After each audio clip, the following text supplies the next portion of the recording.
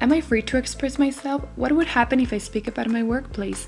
All of these questions are included in what is called freedom of expression. According to the Article 11 of the European law, everyone has the right to freedom of expression. This right shall include freedom to hold opinions and to receive and impart information and ideas without interference by public authority and regardless of frontier.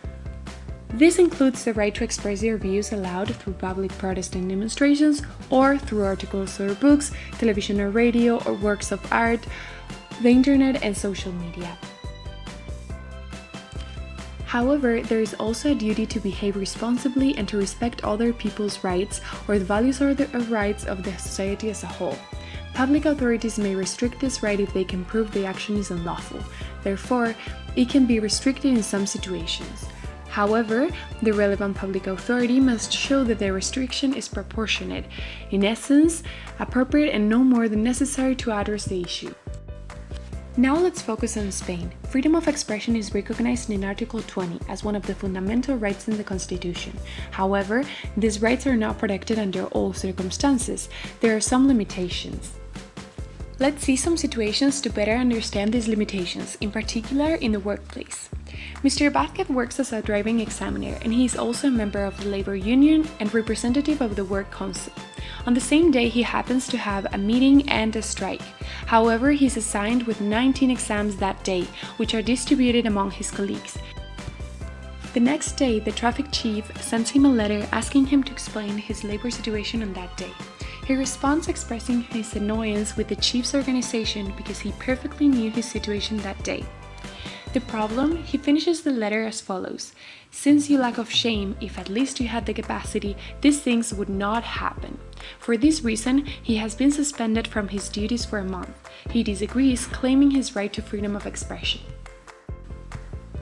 The Constitutional Court considered his right to freedom of expression was not violated because freedom of expression has the limit to injury, slander, or insult to an authority, and it cannot be used as an attack to the figure of moral authority, reputation, and prestige of the passive subject. In this case, freedom of expression transforms into a right to an abuse, and it gives rise to responsibility.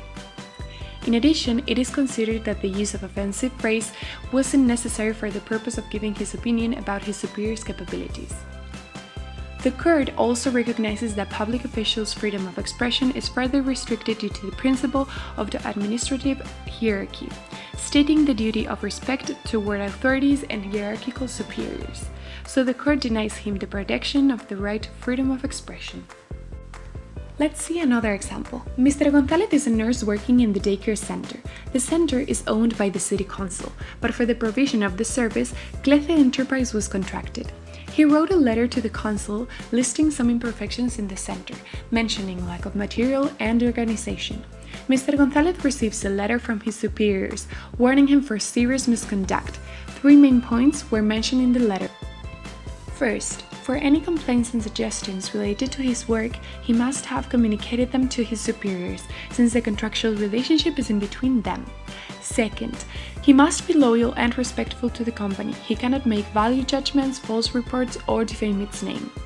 Lastly, he must stick to his job and avoid interfering in other positions or activities out of the scope of his contract. A month later, Mr. González receives a second letter informing him of his disciplinary dismissal due to very serious misconduct. The company alleged that his performance was way below expected, and this was affecting the company's public image. Mr. González demanded the company, and the Court of Justice declared the dismissal null, arguing that there was no disciplinary report proving his misconduct.